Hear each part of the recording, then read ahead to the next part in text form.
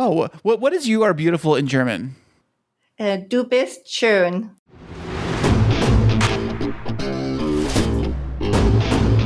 And now, coming to you from the K2 Studios in San Diego, California, it's the world-famous Chris and Kristine Show.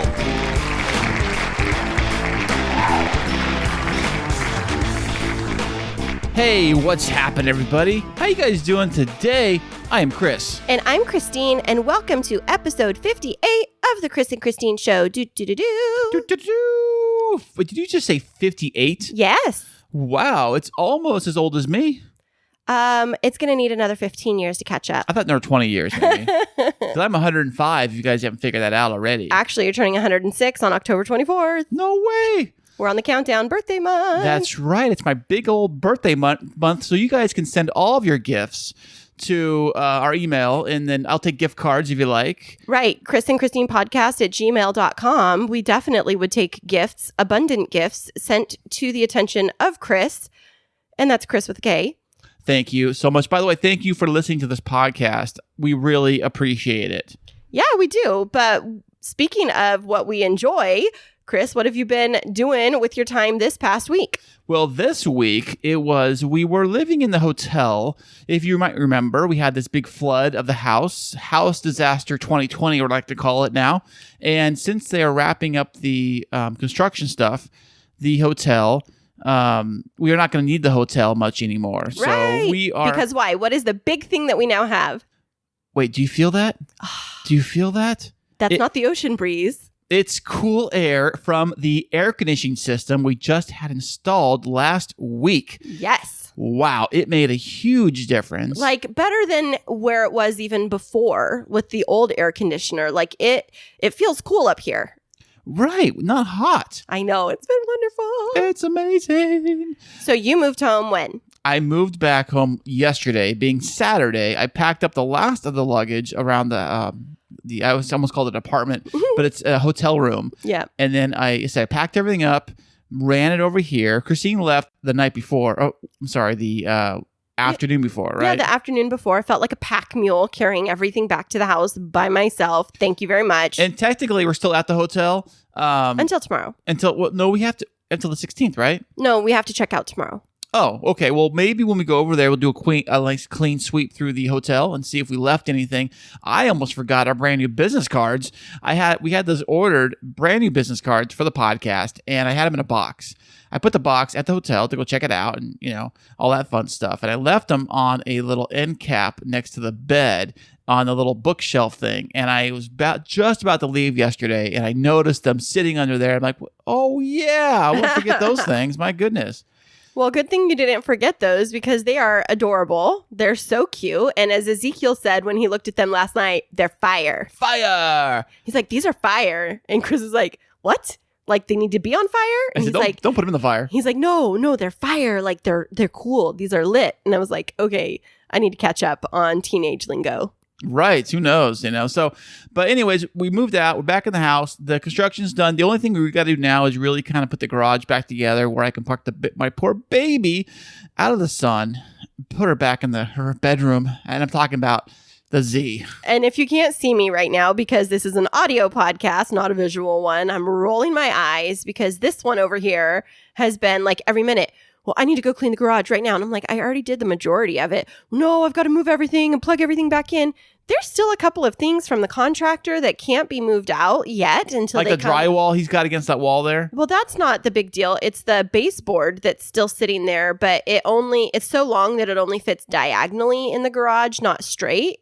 And so Chris is like having a conniption fit yesterday. I've got to get my baby back in the garage. And I'm like, how about you get settled in first, sunshine? Well, thanks for calling me sunshine, by the way. I appreciate that. There was a hint of sarcasm in my joke, in my voice. If you can't tell, I'm a bit edgy today. Edgy? Kristine? Never. Nah. Whatever. Oh, you're just picking at me now. I know, aren't I? Yeah. So we have the water heaters up, and that thing feels amazing. It is state of the art. It is awesome because it runs hot water nonstop once it gets going, and it feels amazing. Did it feel great today when you took a shower? Yeah, and Zeke and I tested it out. He was in the boys' bathroom in the hallway showering while I was in our bathroom, and we were both running the hot water, and it didn't run out. It did not, and it kept on pumping that hot water, and it was great. I think, does it have some new kind of like filtration system on it? Because I think it like even felt differently. Like it almost felt like less, what's the stuff? Like this harsh water I'm talking about? No, I think you're just making that up. There's less pressure because of them fixing the water regulator, the pressure regulator. Right. And so maybe that makes a difference. I mean, it didn't feel as like pelting me. Right. And put holes through you, like shoot arrows at you when you're in the shower. It was actually so relaxing today. And Chris kept coming in and he's like, babe, I got this, and this from Target. And I said, can I just please enjoy my shower? Yesterday, how many times did you interrupt me while I was showering? Not at all. No. That would be inaccurate. That was 5 times. And Well, I finally was said, excited to talk to you. I know. I haven't seen you all week. I want to talk to you. I missed you so you're much. ridiculous. I've had coffee with you every morning last week. Yeah. Except for one day. Right. I'm making up for it on one day. That's what I do. I don't know, ladies out there that are listening, if you have this problem, but it seems like the one time in the day where you try to get some time for yourself, whether it be going to the bathroom and taking care of business or going to shower, everybody suddenly has an emergency and needs you. Can I get an amen from the ladies listening out right now? You can high five me through your radio or headphones right now because the struggle is real. Yesterday, I was sitting down with the boy's mom because I'm going to be helping her out with doing her flowers for her wedding. And we were sitting down looking through pictures and coming up with ideas. And in a 1 minute period of time, 4 interruptions. And it was like, emergency. First it was... From who? First it was you 3 times. I can't find the right charger for my tablet. Right. I'm like, Important Chris, stuff around Chris, here. it's in the flowered bag. I don't see it.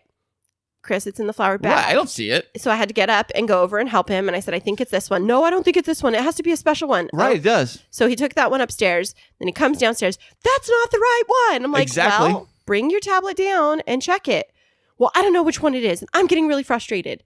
Yes, I was getting real frustrated. So then I had to step away from what I was doing and get your cord. And then I sit back down. And then Jacob comes down. Kristine, do you know where my wallet is? Yes, Jacob. It's in the laundry basket of clean clothes on your desk in your bedroom. And then Mason, Kristine, do you know where my $5 is from the Tooth Fairy? It's in the white basket on the desk in your bedroom. And then Ezekiel's like, Mom, are you going to get me that thing that we talked about? And I was like, Ezekiel, I'll do it in just a little bit. I'm sitting with Shannon. Oh, hi, Shannon. How are you? Da-da-da-da-da. I'm like, Shannon, I think that we're going to have to pick this up at a time where no children are around. Yeah, that's what you do with almost everything. Is when no kids are around, you get stuff done. Because you have kids. That's why I used to always cram so much stuff during the week, like mow the lawn, house care, house cleaning, laundry, all the big essentials. Because a lot of people probably save them for the weekend. But when I got all the kids here, the weekends getting stuff done is pretty much non-existent. Yeah. So that's why we don't plan to do anything with them except spend family time, podcast, and go out for dinner. That's it. That is an appropriate level of expectation for the weekend. But yesterday, Christopher. Yes, ma'am. Well, I think I'm going to go mow the lawn and I'm going to go clean the garage. Mind you, he had just said to me, it's over 100 degrees and it says that it's unhealthy air quality. And I'm thinking, mowing the lawn in that or cleaning the garage in that. Oh, speaking of lawn, I forgot to tell you. Outside our beautiful backyard lawn, guess what we got now? What? Digging up in the holes in the Gophers? lawn. Yes. You've got to be kidding me. I'm not kidding you. It's like Caddyshack around here. I just saw a big old pile of dirt next to the fence to our neighbor's yard. There's a dirt pile, just like the ones on the other side. And why are you telling me this? Because that's why I was I'm thinking about seriously today. going to Caddyshack that business. I'm going to the kids have those little fake dynamites. I should just put the fake dynamite down put real there. dynamite. Oh, how do you kill gophers? How do you kill them? You have to flood them out. Flood them out. But we don't want to flood anything around our house. I know. No extra water. Hey, speaking of flooding, do you remember what you found in the hotel on the wall? Oh my gosh, you guys. 2 things. One I didn't tell you about. But the first thing, I'm sitting on the couch on Wednesday night, I think it was, in the hotel. And I was watching some Netflix because I was just like chilling and unwinding. And I look at the wall right next to the window, and there is a huge bubble in the paint. Not like an air bubble. It was like, it looked like there was a waterfall underneath the paint, and there was this huge bubble of water. And I was like, please do not tell me that there is a leak in this hotel room. There was. I got out a little straight pin and a towel, and I just poked the hole and I drained out the water because I was like, that's the one nice thing that I can do. I didn't leave any damage on the wall. But then the other thing that I found, well, you know what? I'm not going to say it because it's been a really nice hotel, but I think it's because there was a leak, that there was some mold that was growing, including a little mushroom. Well, a mushroom. Oh, like, gross. I know. I found it behind the TV in the kids' room. Where was that? Right by the cord for the Sega. What? Inside the wall? In the carpet. Like in where the carpet meets in the corner, I think there must be a leak there. So I'm going to tell them that tomorrow. Oh my good. You know what? If it wasn't for the fact that it was for free, we didn't pay for the hotel, like I would ask for our money back. But how do we get our money back? No. You know what? They were lovely. And I think that it was one of those things where maybe the room hadn't been used for a while because it did smell a little bit musty. But the staff there did a lovely job of coming in and cleaning once a week like they were allowed to. And anytime I asked for anything, they delivered it to the door right away, bagged up for safety, new linens, toilet paper. Whenever we would need to take our trash out, we just left it outside of the door. We'd open the door and it was like gone.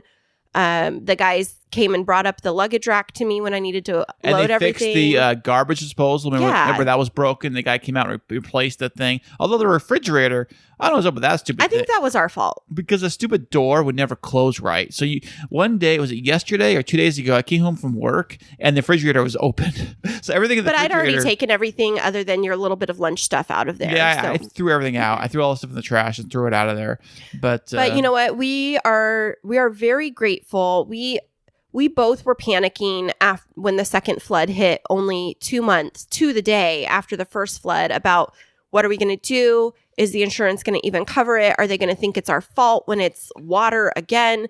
And we were both having a panic attack going through like, are we going to lose all of our wedding fund? Are we going to, have to let go of all of this? And we're just really grateful that the insurance covered everything, including the cost of us to be relocated so we didn't have to live in absolute chaos for several weeks. Right, and including with this heat wave. Because right now, September and early October happens to be the hottest months of the year around here. Yeah. So without air conditioning and without all that stuff, and what are you going to do, Right. And so now we're home and we're on the 47-day countdown for the wedding. Woohoo! And in that phase, we talked about this at the end of last week, is we've been focusing on like, how do we talk about the things and work through the things that we need to in preparation for marriage? And this week's guest is going to be sharing some tips for helping us blend our family because she's just a few steps ahead of us. Right, Chris? Oh, yeah. And we will have her on the show right after this. Hey there, K2 crew. We love having you as our loyal listeners. To keep up to date with what's happening behind the scenes, check us out on social media. Yeah, you can find us on Instagram and Twitter. And don't forget to follow our Facebook page. Yeah, tag us in your favorite fun stories, and guess what? You might just end up on the show.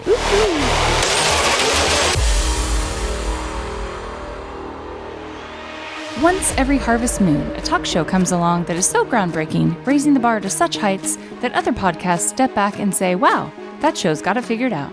With a host, tempered in focus, commitment, and sheer will, this is The Derek Devall Show. Pop culture, news, and interviews with fascinating people that channel the great Edward R. Murrow and Walter Cronkite. The Derek Devall Show. Find him on Twitter and Instagram at Derek Devall Show, and find his new episodes every Wednesday on Spotify, Apple Podcast, Google Play, and Podchaser. The Derek Devall Show. The best thing to happen to Hump Day since the Geico camel. What what? And welcome back, everybody. Today on the show, we have another VIP guest. She is a business development executive, a newlywed, and one of my very best friends. Welcome to the show, Rowena Kent. Thank you so much, you guys. Hey, Rowena. Thank you so much for joining us today. How are you doing today? I'm doing excellent. Thanks for having me, Chris and Kristine. We're so excited to have you on the show. I mean, it's not I am like so excited. It's I've not been like looking excited. forward to this all day. I know I've been looking forward to it all week. It's not like it's yeah. been that long since I've seen you. I mean, what was it? 3 hours ago? What? I know. That's cheating. We're like sisters from another mister. We see each other a lot. We So do. Kristine flew 3 hours away to meet you. So where are you located in the world, Rowena? She took her private jet. I am located about 25 minutes up the road from you guys in greater San Diego area, specifically Solana Beach. Wow, the beach house. Awesome. Fantastic. And so do you see the ocean from where you live? You know, I think in real estate, it would be considered a peekaboo view from the second floor. So we do see it on very clear days. We're about a mile from the ocean. Very grateful for that. And yeah, like I said, on clear days, we get to see the ocean in the distance. That's awesome. Now, I know that some coastal towns and some houses near the coast in San Diego area don't have air conditioning. Does your house? No, it doesn't. Absolutely not. Luckily, this summer, it was maybe 5 days where we were struggling. We had all the windows open. We were running all the fans on high. We had ceiling fans that we were very grateful for. So for about 5 days in the summer, we were struggling when it hit 90, 95. Wow, that's crazy. Yeah, when you hit 95 there, it must have been like 115 here. And gosh, I know what that's like. Air conditioning's going nonstop. And but you guys don't have air conditioning. I guess you don't really need it then. No, we don't have air condition, but I don't know if this is something you've told the audience, but I know that you guys are waiting for your new air condition to be installed. That's right. Hopefully next week sometime they will install it. They did finish doing the construction on our house and putting the baseboards back together and painting the walls and all that. Right. And they created the platform where the air conditioning will sit once they deliver it and install it. But we're still waiting on that. I guess it's back ordered. I don't know. Yeah, it's a work in progress. It's not so bad today, though. It's just in the 80s here. So actually, it's feeling pretty good right now. That's awesome. Luckily. Right. So you live up in the Solana Beach area. How long have you lived in San Diego in general? Yeah, great question. So I moved to San Diego from the greater Washington, D.C. area in 2008. So several years ago, I think, let me do the math really quick. What is that? 16 years? Sorry. I think it's 12 years. Well, so 12 years ago? You moved over here 12 years ago then?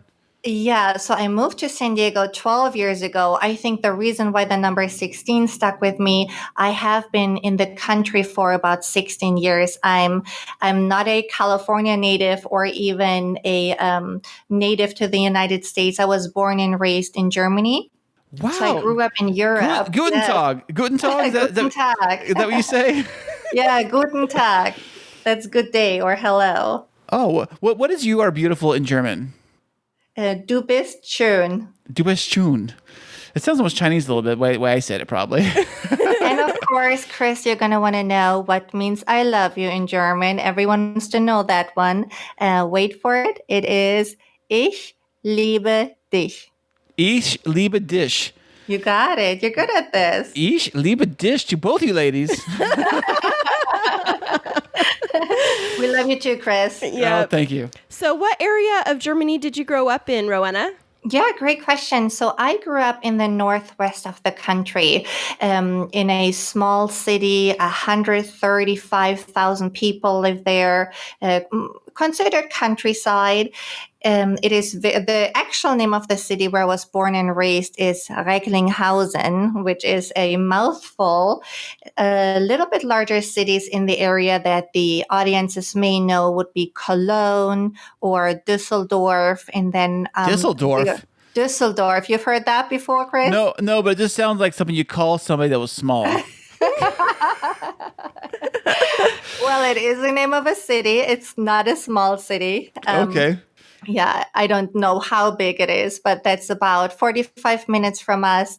And then the funny thing is that, Europe, all the countries are so close together. So if you imagine Germany the size of, let's say, Texas in the middle of Europe or the heart of Europe, we were very close, or this town where I was born and raised was very close to the border of the Netherlands. So we would go there a lot. And I even remember taking field trips when I was in high school to, the Netherlands, or we would take the ferry over to Great Britain. So growing up in Europe is definitely something that I'm super grateful for.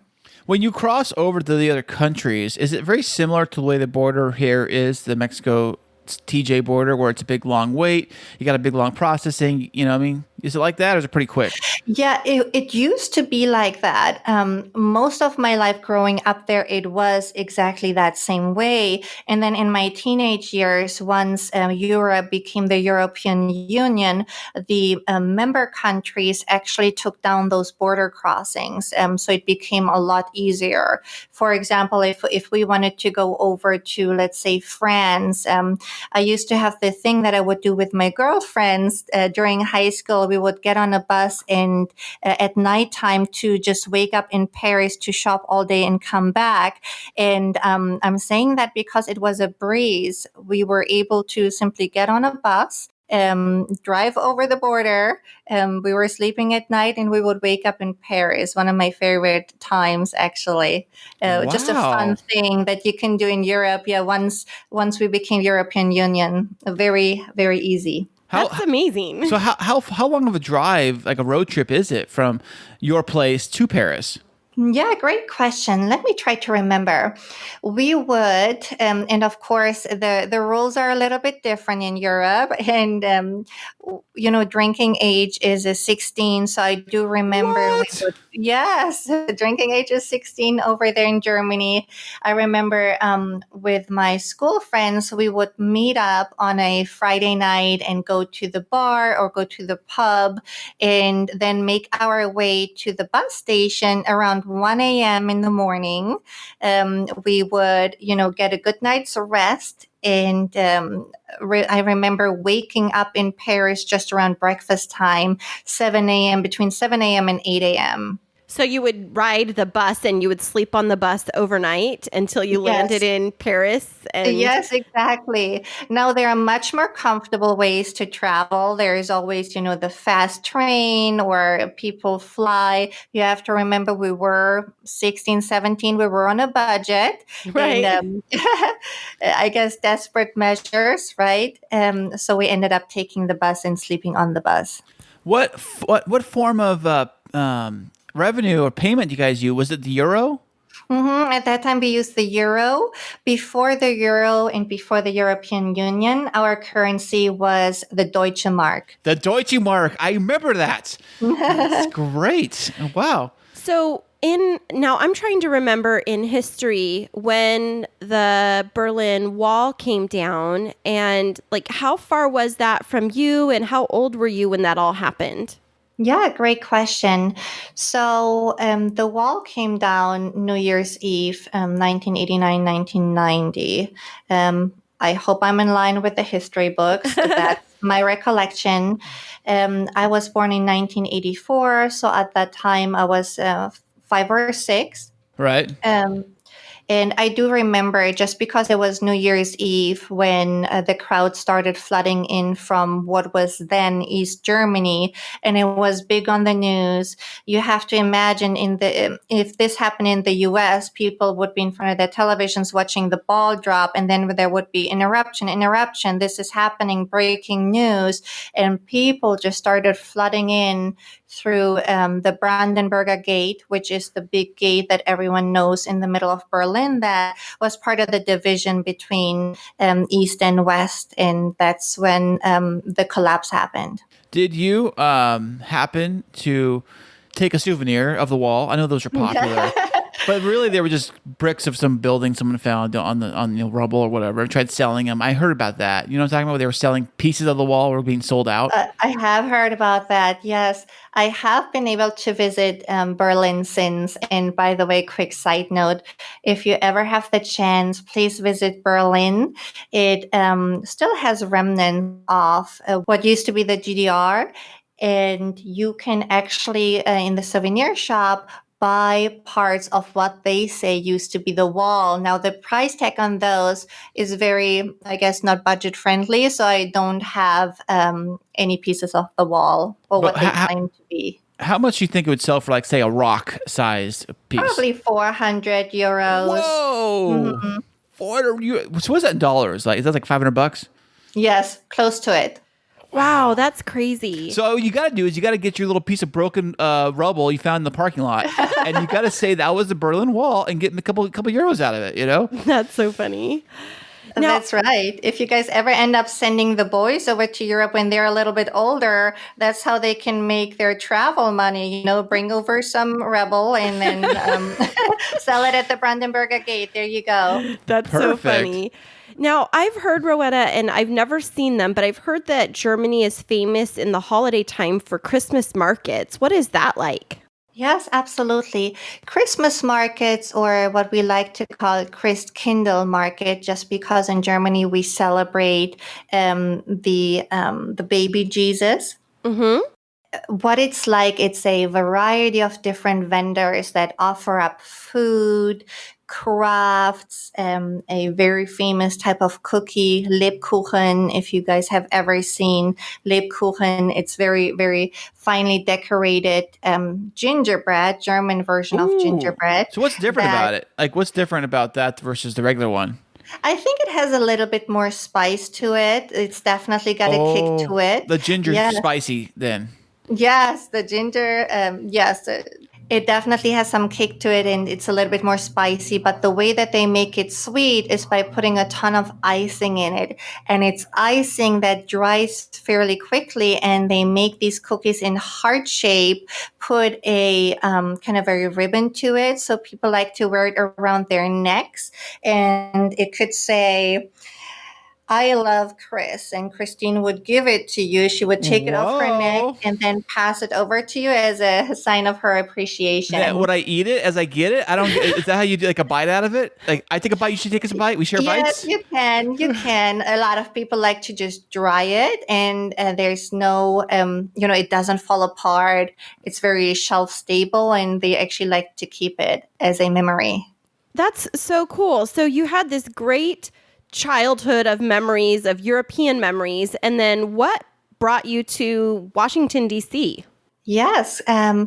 So what actually ended up happening, I finished in Germany. We actually go to high school for about 13 years.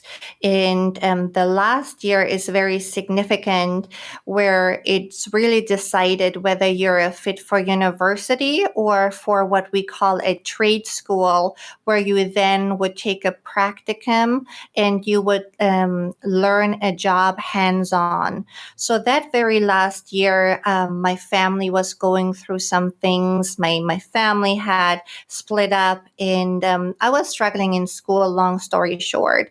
So I did have the intent to go to university. However, I didn't make the grades that I was supposed to make to continue on to university immediately after graduating high school. Oh, wow. So I ended up with a year that I would have to wait and quote unquote stand in line for my spot at university. Oh, I really? decided, Wow. yes, I know it's a very different system over in Germany, very different than many countries in Europe, but of course, especially very different to here. I think a lot of high schoolers here find it easy to get into, let's say, a junior college or get into university. You guys have the SAP test and things like that. We Right. don't have that. It's just based on the GPA that you receive in that last year of high school. Only the So I last ended up- year? Like the last Yeah, year? So you can yes. you can be a screw off all year, all high school young, but as long as your last one you studied, you're good? Pretty much, yes. Oh, It's okay. not a cumulative GPA. It's really everything builds up to this extra 13th year, which is added on for a reason. And my understanding is here it ends up after the 12th year, correct? 12th grade? Yeah. Right. Yeah. Yes, absolutely. So I ended up with having some extra time on my hand. I thought, well, I have a year that I'm waiting for my spot at university. I would like to use that year very wisely. And I contemplated a few options. I said, well, maybe I can just travel around. And, I was 19 at the time. So I was able to make these type of adult decisions. I could, go visit another country. And the first thing that I thought of, well, I would like to go somewhere where I've never been. So initially I thought Brazil. Well, that's too bad. I don't speak Portuguese. So what I had learned in high school was English, a little bit of French, and a little bit of Italian. And the little bits of French and Italian weren't going to get me anywhere in that particular country. So as it came down to English. And I said, Okay. well, I have never been to the United States. It sounded like a crazy idea at the time. You have to remember it was around 2003 that I had graduated. And you all know what happened in 2001, correct? Right. It was in 9/11. It was still top right. of mind for people when they heard about the United States. That was one of the things that was just top of mind at the time. Things hadn't unfolded like they are today, where we look back upon it and know that we were fine thereafter. But at the time, there was just a lot of uncertainty. So I brought the idea to my mom, specifically saying, hey, I would like to go to the US. And she said, well, how are you going to go and get there? And I went on Google and started looking up ways to spend a year in the United States. And the most common or easiest way, the path of least resistance to do that, while also having a little bit of a support network, is being a au pair. Have you guys heard about au pairs before? The only au pairs I get are at the grocery store. So an au pair is quote unquote a live-in nanny that is coming from another country to spend a year with a host family, in this case in the United States, live in their home, learn the culture, work on their language skills, and also be part of the family by watching the children for a certain number of hours each and every week. So it's kind of like an exchange student that also provides childcare. Yes, exactly. Very much so. So any au pair that comes to the U.S., it's all monitored through the Department of State. There's a requirement to get 6 class credits, and most au pairs choose going to school for learning language skills. So they would take a ESL class, English as a foreign language class at a community college and learn, and they would earn their credits that way. And of course, there's a stipend that's paid for the childcare.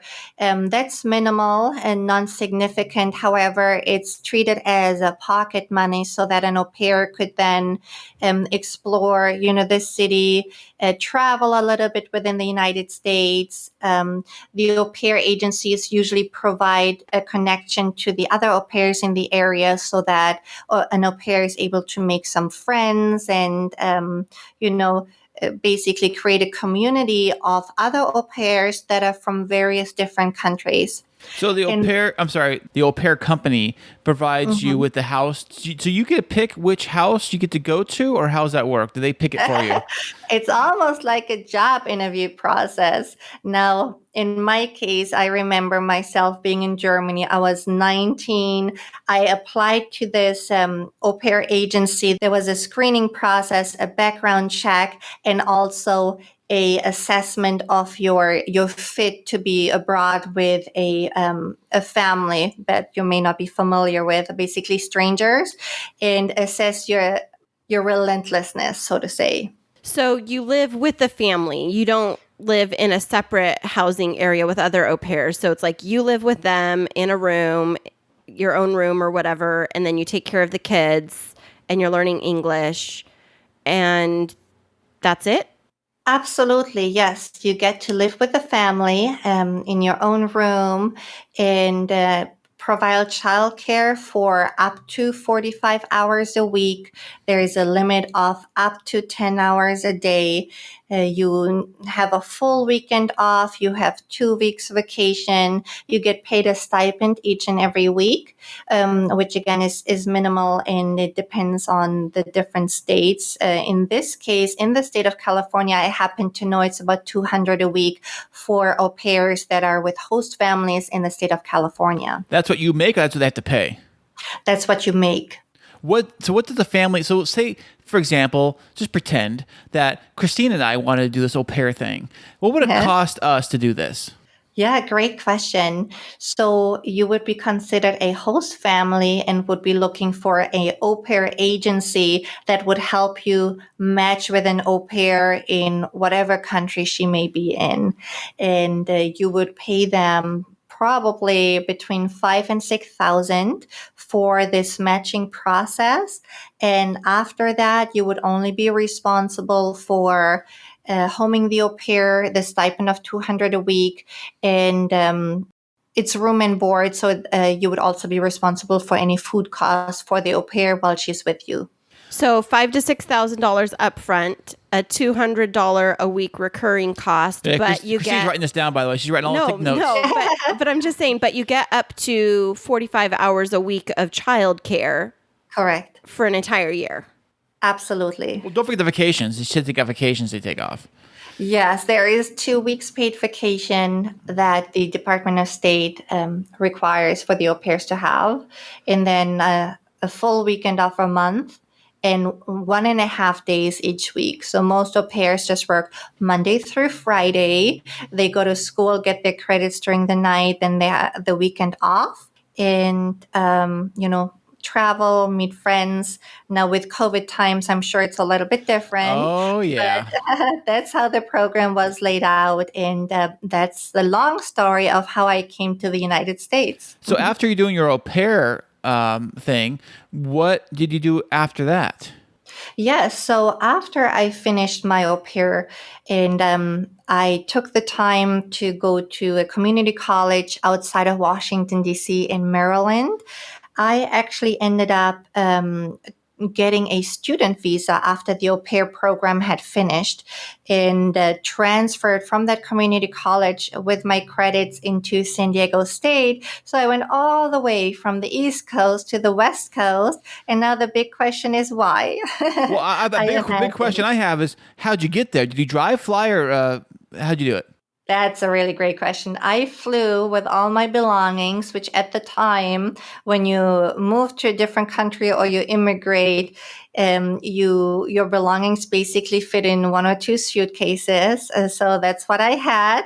And ended up flying from Washington, D.C. to San Diego. I had received a spot at San Diego State Business School. And the best out of everything, and the reason why I chose San Diego State, not only because I wanted to be in California, in beautiful San Diego, they also have a fantastic international student program that enabled me to get in-state tuition. Oh, that's amazing. I didn't know that about San Diego State. Yeah, they have a fantastic international student program, one of the biggest in the country. Well, that's great. I had no idea. So you started school in San Diego, at San Diego State, and what degree did you end up earning? Yeah, I ended up getting a business management degree with a specialization in entrepreneurship. So I'm very much entrepreneurial minded. To this day, I still don't own my own business per se, but I think it's more of a mindset than anything else. And if you'd like me, I can speak a little bit to what I do today and how that entrepreneurial mindset kind of feeds into it and how I've benefited from getting that degree. Yeah, please that. Go right ahead. So I've been out of school for about 8 years. I ended up getting a degree in 2012. And yes, I realize there's a big gap of years in between. Long story short, I took my time at San Diego State. I really enjoyed being in school. Awesome. Are you in a what's not fraternity? What's the thing? Sorority? Sorority. A sorority. Yeah. I was not. I was a very untraditional student. You have to imagine by the time that I started San Diego State, I was already mid 20s. I think I was 23, 24. And I actually lived off campus. I was about 23, 24, and I really wanted to have my own living quarters. I didn't want to live in the dorms or share my rooms with anyone. And also the idea of being in a sorority did not appeal to me at all. One of the things that's actually very different going to college here in the United States versus in Europe, that just the idea of a sorority or being part of a club, quote unquote, is not even something that's implemented or integrated going to school in Europe. So the idea of being part of a club full of girls that made you do things to get in was just not appealing. That's so funny. I was in a sorority and I remember going through. I remember going through all of the hazing activities and I was like, is this what it takes? Your bra was in the freezer? No. I was in a Christian sorority, but they were pretty brutal. Wow. So you enjoyed your time making it through college and you got this business management degree. And then where did it propel you to? Like what are you doing now? Yeah, great question. So years forward, I am now a senior business development executive for a IT consultancy. It sounds like a really big deal. What it boils down to, I'm in a sales and business development role, and I sell into large enterprise size companies, specifically in Southern California, so in the greater San Diego and Orange County area. And the type of services or consulting services that I sell are around machine learning, artificial intelligence, cloud infrastructure, DevOps, SecOps, software development. It's a very, very exciting field to be in. I spend a lot of time, meeting new people, creating a new business. And one of my favorite things for being in the industry is actually that I never stop learning. I am always on the cutting edge of things, know what's coming down the pipe, and know what's very important to businesses around us.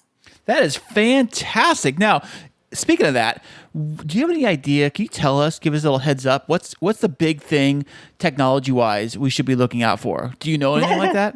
Yeah, absolutely. I would definitely say artificial intelligence. I don't know if I like that. I seen Terminator 1 and 2. I seen all those movies, and then robots take over, and then we're all robot slaves.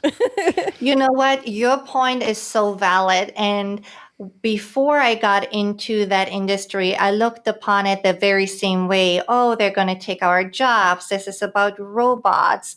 And I actually felt very threatened by it. And now that I'm in the industry and actually know what artificial intelligence or machine learning is, I tend to see the good side of it. I can give you an example if I may. Please do. Please. Yeah.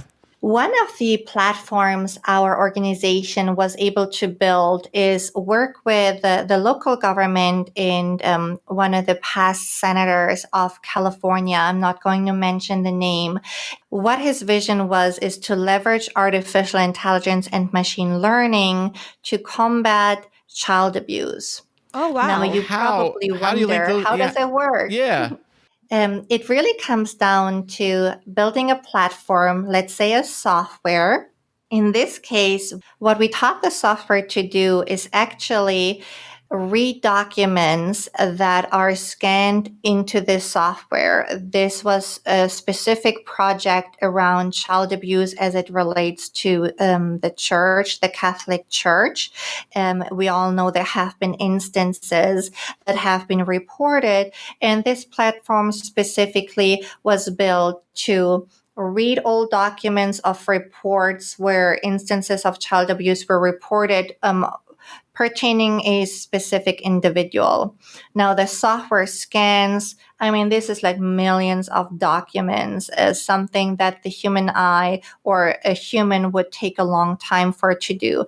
All this data, along with geographic data, number of instances, children reporting instances, all this data was uploaded into this platform to help predict what type of an individual coming into in this place, in this case, the church, may be more likely to be a risky individual or maybe a threat to certain individuals, in this case, children. That's insane that it can do that, like analyzing all of those millions of documents and then coming up with kind of almost like an assessment of risk.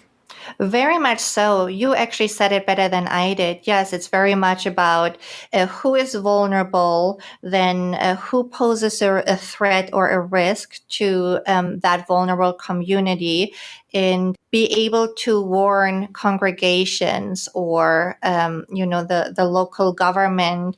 And it's not really about, the nanny state or big brother. It's more about, hey, let's look at this a little bit closer. There are data points here that have shown in the past that this could be an individual we want to look at a little bit closer or monitor, and potentially prevent this misconduct in this case. I could see that being used for things with like who can be allowed to buy a gun and who can carry, who cannot carry, because you got guys that have instances where they do something very horrible, but they say, well, he was all cleared, he was okay to carry it. Yeah, because it didn't relate to a gun specifically, but it might have been other behavior, right, Chris? Well, yeah, I'm saying that like when they do the background check to get a firearm, they say, well, he has no criminal record of any kind. But Rowena, what you're saying with this software, they can go deeper than just the basic has he had a ticket or not kind of a thing. They go deeper, right? Absolutely. Yes, it's more comprehensive, especially when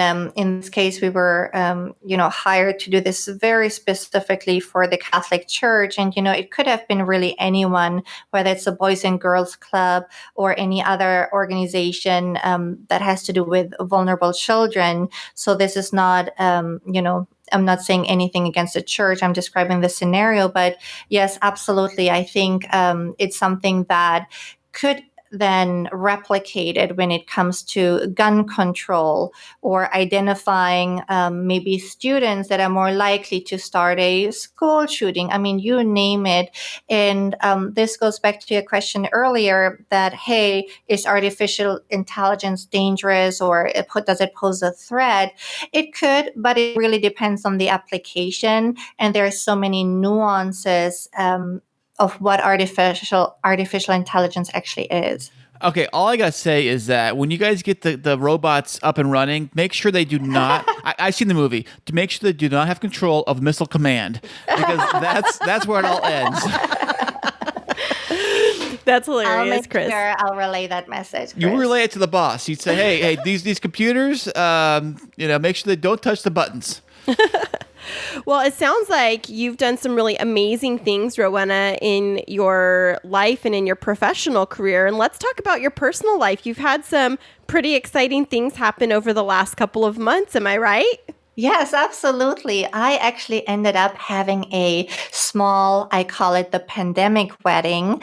My now husband and I, yes, we were engaged for over a year and had reserved July 4th, 2020 for our wedding here locally in San Diego with our friends. We planned, a big barbecue, something really low key, but again, the size of maybe 40, 50 people. When things started shutting down due to the pandemic, him and I spoke and decided that, hey, it's probably best to not count on the fact that we'll be able to have this big gathering to celebrate our marriage on 4th of July. And my now husband, Andrew, came up with the idea, hey, why don't we look into ways to get married very small scale prior to 4th of July so that there's no pressure on that date. And that's what we ended up doing. We ended up getting married April 24th down in the San Diego courthouse area. And when I say the courthouse area, we were not allowed to go into the courthouse. We actually had to get married what they called the marriage hut, which all it was a converted snack stand Wow. outside of the courthouse. Wow, that's great. So your pandemic wedding at the marriage hut, how did that feel?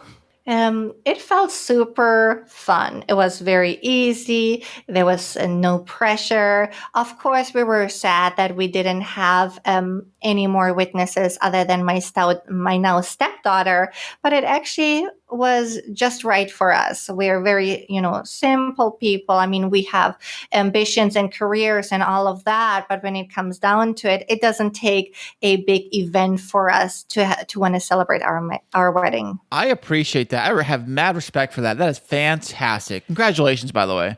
Thank you so much. Yeah, congratulations. And then there was something else fun that happened on that day when you went down for your little wedding for 3. What ended up happening? Yes, we just anticipated it would be us 3 and a photographer that would take pictures from the distance. We didn't think anything of it. We did the ceremony. We started posing for pictures throughout the park that's right surrounding the courthouse here in San Diego at the waterfront. And all of a sudden, cameras started setting up around us. Microphones were pulled out and aimed towards us. And we learned from the people that were, running around with the cameras that there was supposed to be a protest around the courthouse for the coronavirus shutdown, for wearing masks, and you guys have all heard it on the news. Right. Long story short, the protest, for whatever reason, wasn't able to take place, and we ended up being interviewed for the news, the local news here. Yes, very exciting, and it's one of our favorite wedding memories because basically they did the job for us. They spread the word, they put us on the news, and we got our own little segment. Of course, with a couple other people that got interviewed. Well, do you have that? Pandemic weddings. Do you have that segment? Can we see it? Yes. It's on YouTube or something? Yes, it is actually. I'm happy to send it on over. Oh, please. I'd like to see that. That'd be great. Well, it's a great memory. When we actually end up doing the party to celebrate the wedding, we'll probably have to play it for everyone at that time. That sounds great. That sounds so much fun. And so you mentioned that you have a new stepdaughter. Chris and I are getting married very soon. Yes, I'm very excited for it, and I'm so thrilled to be there. You're excited. I'm nervous, and Kristine's excited. So, but learning to bring in another child, because you mentioned that you were kind of a single gal coming into this. What has that experience been like, blending families? You know what? It's been challenging at times, but overall, it's definitely been so rewarding. Now, I do have to say that in my instance, my now stepdaughter, she's 8.5 now. When I met her, she was 6. And I think at that age, it's a perfect age to be able to open up to someone new, someone, your dad is seeing, your dad is getting engaged to. So I think I'm very fortunate that she was the age she was, but also that she's the little girl that she is, and is just very kind and very kind-hearted, very sweet. So you think that had she been, say, 15, 16, it would have been a little harder to get closer to you at that age than versus being... 100%. Yes. Imagine she was a tween or a teenager. I think she probably would have given me a hard time. Right. Yeah, we're navigating a little bit of that because, Mason is our youngest, and he was around the same age as your stepdaughter when Chris and I started dating. But we have also, Chris has a now 10-year-old, and I have a now 15-and-a-half-year-old, and 10-and-a-half and 15-and-a-half, and it's definitely a little bit of a different dynamic. I would imagine so. What are kind of the biggest things you guys are struggling with? Well, I think that we have 3 boys, and testosterone is just flowing, and they want to be... Everybody wants to be the best, and everybody, it gets very aggressive and territorial, I guess, a little bit, I think. Right. Yeah, so definitely the testosterone is a big factor. But I think the other thing is like trying to figure out who disciplines the kids because they're used to like or Chris's what style. And also don't forget, we also have other spouses in the picture too. So we have my ex-wife wants to do things her way, always her way. And then and then Kristine's, and then my ex-husband also, we have a different style. And so I think navigating that has been something of a challenge where I'm saying to Chris, like, come on, you've got to like follow through. You've got to be firmer. And his style is a little bit more collaborative than mine. So it's definitely... What do you mean by collaborative? What do you mean? Well, we're not going to get into all of our business right now. But well, now I'm curious. No, it's just, two different styles from two different types of experiences. And I don't know if that's something that you've experienced, because even though you haven't brought in children of your own, you had your experience as an au pair. Right, absolutely. I think it's similar to kind of your challenges. Definitely different parenting styles. Since I've been an au pair and I was there to watch other people's children, there were, I would say standards of you have to be right there when you bring them outside, or you have to kind of hover over them when you take them to the mall, and you would feel this immense sense of responsibility because they're other people's children. In this case, it's still someone else's child. It's my husband's daughter. But there is definitely more sense of ownership in that I can create my own style of parenting. So that's been something that is a beautiful thing that came out of it, that, hey, I'm not here. I'm not paid to be here. Let me figure out, what's my own style. And I'm learning that because of my background as a nanny, it's actually more, a little bit more strict. I definitely am watching what she eats, how much candy, how much sugar, is she drinking enough water? And, my husband looks at me and thinks I'm crazy, and he's very much hands off. However, when she's not listening, he tends to be a little bit more strict and definitely likes to be the disciplinarian. Got it. There you go. Well, I'll say one bonus to coming in when she's 6 years old is that you had to skip out on all the diaper stuff. Lucky me. Right, and all like the baby car seat and the strollers and all that stuff, Like that stuff can kind of get old after a while. Okay, get the stroller out. Okay, get the car seat out. Okay, make sure you get the pack. Honey, get the pack with all the diapers and all the stuff. Yes. Oh, I forgot the formula. Yeah, that was all fun. Yes, and I wonder, some of the listeners, they may be in that very same situation where they may have a blended family where there's a big age difference between the children that they're blending. Maybe one is bringing in a toddler that's learning how to walk, and another one has someone that's in third grade. There are various challenges when you're blending families, and I hope that the listeners can just learn and grow through this experience. Once it all works out nicely, it's definitely a beautiful gift and a beautiful experience. I could not have said that better. And we're so happy for you and for your husband and your stepdaughter and for this new family unit you've built. And we just want to say thank you so much for sharing just a little bit of your journey. As I said, you're one of my very closest friends, and I appreciate you and how supportive you've been of Chris and I in our relationship. Absolutely, my pleasure. Thank you for allowing me to be on the podcast, and very happy, Kristine, for you and Chris, and very excited to be there at your wedding day. Oh, thank you. Of course. You are invited. Right, Kristine? She's invited, right? Of course she is. I'm just making sure. Of course she is. And so thanks again for being on the show. And listeners, thanks for joining us for a great little show with one of my best friends, Rowena.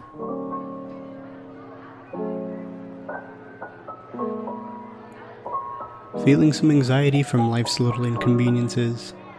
Need something to take the edge off and put a smile on your face?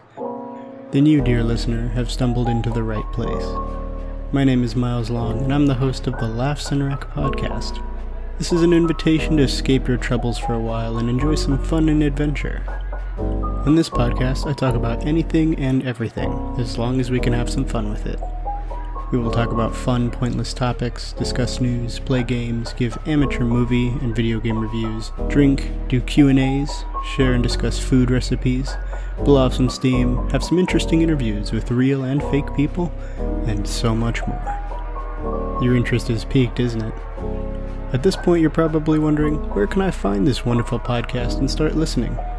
Check out the Laughs and Rec podcast on Spotify, Anchor, SoundCloud, and Podbean. You can also find the show links on Twitter when you follow me at LaughsRec, or on the show's Facebook page. So drop in and visit me. Relax, unwind, and unclench from your stressful little life. Enjoy some you time and have some laughs and a little mental recreation here at the Laughs and Rec podcast.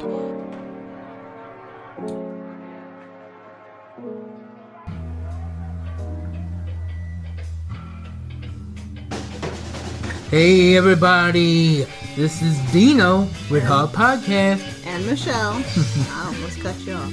That's okay. We just want to let you know that you can find us at gangalley.com. Like a gang in an alley. Gangalley.com. We're on iHeartRadio, Podbean, Spotify, Podcast Addict, Pocket Cast, Breaker, Double Pod, Apple, and we have a YouTube channel for supplemental material. But what do we normally talk about? Oh gosh, everything, honestly. Yep. We touch on whatever's Whatever's poignant that week. Yeah. We wrap it into movies, TV, pop culture, whoever's ticking us off. Ticking me off, usually. Social media toxicity, but we always have one important message. The most important message. Be decent to each other. So check us out. Huuh Podcast. Huuh? Peace.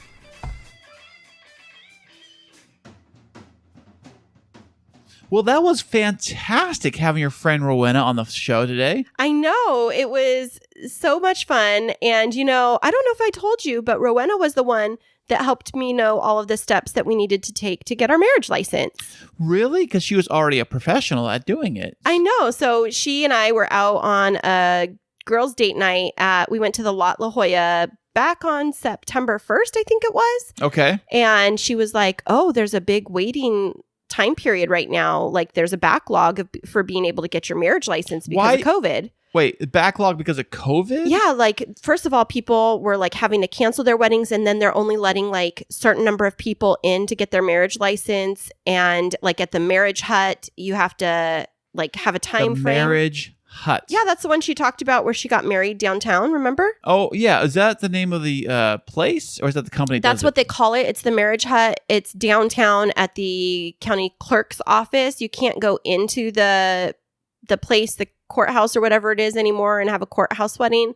You have to do it outside. Oh, okay. Now I follow you. Sorry. Right. So when she and I looked it up, I realized that there was a place in Santee, not far from our house. And so I scheduled it back for October 1st, not realizing we were going to be living across town at the time. Right. I mean, who could have predicted the whole entire house disaster of 2020, Right. But what did we end up doing on October 1st? On October 1st, we went all the way over to the Santee courthouse, or what? Not courthouse. It's the county clerk's office. Clerk's office. And we signed our lives away with signing the paperwork for our marriage license, which we are officially licensed to get married. Licensed to kill, as you would say. No, licensed to get married on November 20th. It's so funny, though. You, when we were in the car, you were like, or no, actually, we were leaving the hotel. And you were like, why are we going today? Like, why are we getting married today? I said, right. No, we're not. We're just getting the license that allows us to get married. You were adamant that we were getting married. And you're like, is that what you want to wear? I thought we were physically getting married and we just do the ceremony. That's not how you do it. No. You get this paperwork. You sign the documents first, and then you go and get the ceremony. The ceremony is just facade. It doesn't do nothing. Yes, it does. You're not married until the person that conducts it. No, I'm telling you, this is how it works. You actually sign the paperwork first, the loan docs, and then you the ceremony is just for show. No, it's not. It's like so think of it like a refi. You did your DocuSign ahead of time. Then they had to have the notary come out to actually verify everything. Well, she and then it verified was it at the official. courthouse. Like, she took my license. But it's not done until you actually have somebody perform the ceremony. I don't think so. I yeah. don't think, because when you go to Vegas and you get the Elvis weddings or whatever they do it, the chapel weddings, you just go through there. But you gotta go to the clerk's office first before you can do that. Because you have to have the license to prove that you can get married. It's a 2-step process, honey. Well, you know what? That's why I let Kristine take care of this stuff. Because you know what? I would be like, well, sign, we're done, we're good, We're good. not married yet. We just have the license. It's like a permission slip. And the biggest question of all is, did we or did we not sign a prenup? We did not. We did not? I thought we did. No, we What did I didn't. sign then? I signed You're something. such a doofus. I signed something. No. It said So the lady, something. it was so funny. What did it say? We started, they had all these signs up in the county clerk's office. Do not ask our staff for legal advice. So Chrissy goes, what did you say? I said, what do you think about doing a prenup? Should we do one? And she goes, well, you've already signed for your marriage license, so that's out of the question. What? It is? Are I you think sure? so. I think you have to do it before you sign the license. Can I put you in my will then instead? Huh? Did I put you in my will on the paperwork? No, that's a whole separate process. You don't have a will. Yes, I do. We just signed it at the clerk's office. That's a marriage license. Well, it's like a will because everything I die, it goes to you. No, if you die and it's not, and I'm not listed as your beneficiary, it goes to probate. Well, that probate's going to be a wealthy guy. Let me tell you. You Mr. are Probate. way too much right now. Like, why are we even talking about all of this? I don't know. But long story short, we got our marriage license all squared away. So we are officially allowed to get married in the state of California. Yes, we are. How do you feel about that? I feel pretty good, you know. It feels like I've accomplished something. And I was kind of worried because both of us came from divorces. And according to whatever we did previously, did the paperwork get taken care of right? You know, because if there was any screw ups, are they still going to check that stuff, by the way? Or have they already checked that stuff out? No, it's only if you got divorced within 90 days prior to getting married that they require the documents. But I had the whole stack. I'd requested from the East County Courthouse your divorce documents. So I have a certified copy. I have my certified copy. I had our birth certificates, my passport, everything. I was not going to leave this one to chance. Right, because that would suck if all of a sudden, like, if I get married and then they find out you're like technically married because there was a glitch, someone didn't dot an I or cross a T. I know, right? In the paperwork, and then you're not really officially married. But you know what? We're not married yet, but we are on the path to get married, which happens to be in November 20th of 2020. At 3 p.m. A fantastic year, by the way. This year has been so amazing. We're going to cap it off with the wedding. It'll be amazing. You're hilarious. This will be the high point of the year. But what else did we do yesterday, Chris? Yesterday, I'm trying to think. Way back in yesterday's memory. Where did I take you and the boys? Oh, we went to lunch. Well, after that. Oh, right. I can't think. We're on the wedding topic talks right now. I got sidetracked. Well, before we did that, we went to lunch and the kids had themselves virgin strawberry daiquiris and they were so excited to chug them along. I know they were huge. I know. They were like big milkshakes. Yeah, they couldn't even drink half of them. Well, Jacob sucked his down, but the other boys barely. I mean, they should have split one. The other little ones, well, Zeke and Mason. But after that. Right after lunch. We drove across the street. Drove across the street to the men's warehouse, which happens to be sitting next to David's Bridal, which I don't know why they didn't call it like Susie's Bridal. This guy, David and Men's Warehouse, side by side. Wonder what that's all about. So we go into Men's Warehouse where Kristine had made a reservation for us to try on and get fitted and pick out the boys and I our wedding suits for the wedding. And did you go with a suit? No, we went with a tuxedo. 'Cause that's what we normally do. And the tuxedos, I don't remember what color we got. We got black when black. Okay. Ezekiel picked the jacket. Ezekiel and Chris picked the jacket. Each boy got to pick one aspect of it. And of course, they picked the most expensive tuxedo. They went for the Vera Wang tuxedos. Oh, wow. I don't know what that even means. She's a very fancy wedding designer. For the price you paid for the tuxedo, you should buy one. No, it's more expensive to buy one. It is? Yeah. I thought they were like a couple $100. Not a Vera Wang. What do they cost if I buy it? A Vera Wang tux, probably around $1,000. Woohoo! So So Ezekiel picked the jackets out. Jacob picked out the vest. Yes. Mason picked out the shirts. Yes. And then who picked out the cufflinks? Jacob. Who picked out the pants? We went standard. Okay. And who picked out the shoes? You and Zeke. Okay. Yeah, so they went with a black Vera Wang tuxedo jacket. Mason picked a black shirt to go underneath it. Jacob picked a champagne-colored vest and a coordinating tie, and then we found a pocket square to go with it.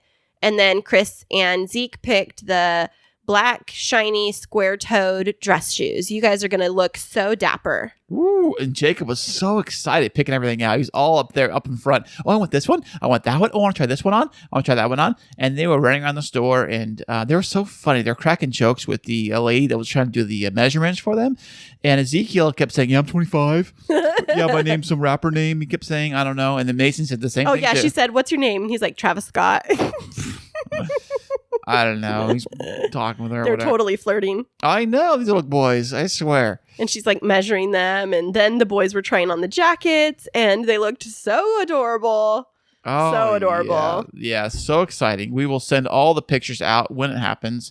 Do we think we should toss up the picture of them getting fitted? Sure. Yeah, I'll put them up on Instagram, on our Instagram later today. So you guys can check that out today, Sunday. And right after we post this episode, I'll do a barrage on our K2 Studio stories so that you can check them out there. Fantastic. And if you want to find out more about us and all this fantastic stuff, you can go to www.chrisandchristineshow.com. And go ahead. That is Chris and Christine with K's. What you got, babe?